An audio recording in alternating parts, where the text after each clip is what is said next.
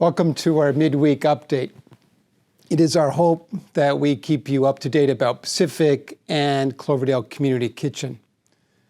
When social isolation reshaped all of our activities, all of us wondered what this would do and what would this mean for the church. Well, Pacific Community Church has been like a two-winged plane. One wing is our Sunday worship life, where we gather in song, prayer, and word and table. Our second wing is community service, lived out through Cloverdale Community Kitchen.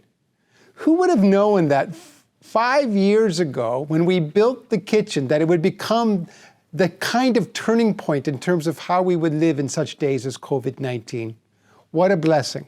Throughout the week, we are seeing all sorts of volunteers help make meals. 500 meals a week going out, including hampers. It's stunning. There must be as many people who would show up in a church on Sunday volunteer through the week here at Pacific. And our hunch is this, that the economic pressure and trial is yet to be fully realized in our own community. And so here we are, Pacific Community Church, Cloverdale Community Kitchen, working together to be God's response to the needs here in our community. So thank you for all your ministry and your encouragement and your generosity in these days. There's 5 things I want to bring to your attention this week.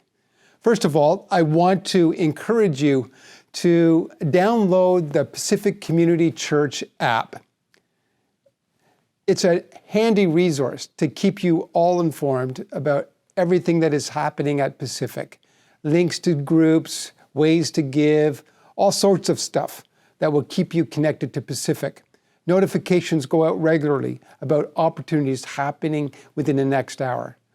We hope that you make good use of it in a time like this where we need to be more connected.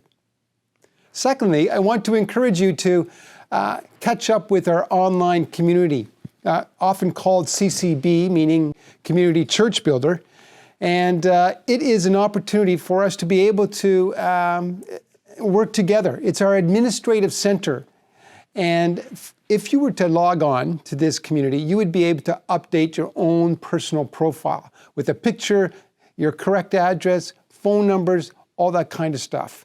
And if you have any questions about it, we would encourage you to talk to Joan Krager, who is our administrator, who's doing a fabulous job beginning to get all the stuff working in a concerted way. So in your spare time that you now have, why don't you go online and bring that right up to date? Also, let me remind you about the Community Connections. Every Tuesday and every Thursday at 3 p.m., Pastor Prince hosts an opportunity for people just to hang out, catch up with each other, tell stories about how things are going, and pray for each other. So we draw your attention to that. It's a great opportunity for you to chat it up with somebody different in the week. Our 55 plus group is continuing to gather in some form and fashion virtually. Phil Wheaton, who's been leading the 55 plus group, is writing 2 devotionals every week. And so beginning this week, he'll be sending them out to you. We hope that you catch them and are encouraged by them. We are very excited about the summer as we prepare our summer preaching series. It's going to be called the Summer of Renewal.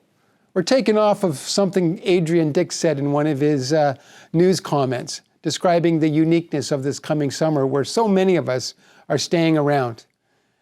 The Summer of Renewal inspires us to reset, rethink, reimagine the way we're living life. And so we're going to have a whole series of messages around the renew theme. Renew family, renew marriage, renew spiritual disciplines, renew parenting, renew finances. We have a bunch of different preachers and teachers coming together to participate in this series, including ourselves. And we're looking forward to it. So pray about this series and also begin to think about how God is renewing you in this time. This Sunday, we welcome Brendan Widener.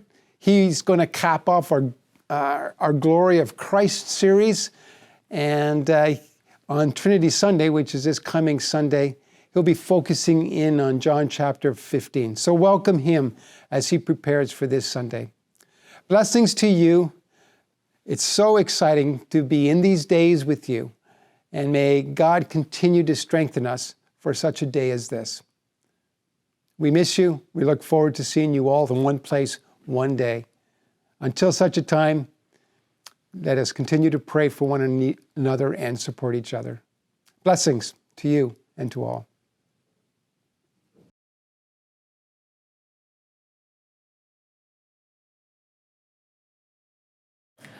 Matthew here from the Cloverdale Community Kitchen, standing here in our warehouse.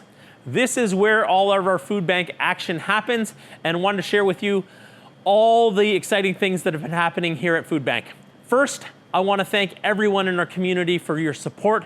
Thank you for all the food drives that have been happening. It is making a difference.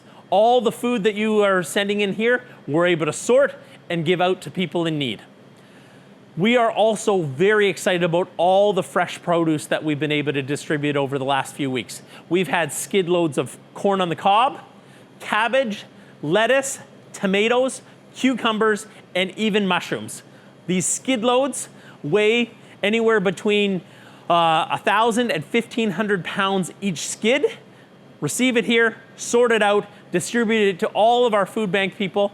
Also then been able to use it in all of our meals, and then been able to share it with other community kitchens, been able to share it with recovery houses, and get it out to people in need. So thank you to all the businesses that have been donating skid loads of food. We're just so thankful that we have a warehouse here where we can bring it in, sort it, and get it out to people in need. As many of you know, we've been doing our food bank outside the warehouse because of COVID-19. We've been able to distribute all of our food out there. Summer's coming. It is getting hot. The sun is coming down, and therefore I have purchased, or in the process of purchasing, a nice little tent. Kind of imagine big wedding tent type tent where we're going to be able to have it up, being able to then protect the food from the heat, keep people at social distancing, and to be able to give out the food. So that should be coming in the next couple of weeks. As you're coming to Food Bank, you can see that. As you're coming to volunteer, you'll be happy that we have it, because you're not going to be sweating as you're sorting food in the sun, but you're able to do it out underneath the tent. So that's all coming. Wanted to be able to also share with you a couple of the stories of people who have been coming through and receiving food.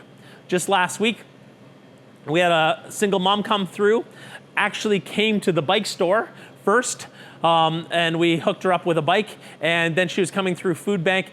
She just let us know that she was working in a office, was able to start working from home during COVID-19, but just last week, her office laid her off. They've closed down because their business has been impacted, and she didn't know where to turn to for food.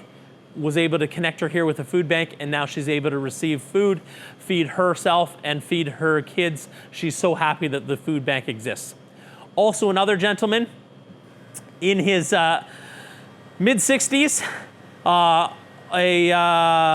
waiter for one of the big fancy hotels in downtown Vancouver. Mostly serving cruise ship passengers, and as you know, that business is completely shut down. This gentleman is now able to receive CERB, but by the time he pays for his mortgage, pays for his insurance on his car, he told me that he has $125 left each month to be able to pay for food. He had no clue where he was going to be able to get his next meal. He read about us, he was able to come down, and now he's a regular receiver of our food bank. He's able to take the food home, cook it, and eat. He is so happy that it is a place to come for food. We know that as this economic wave goes up and down, we are not through to the end of this.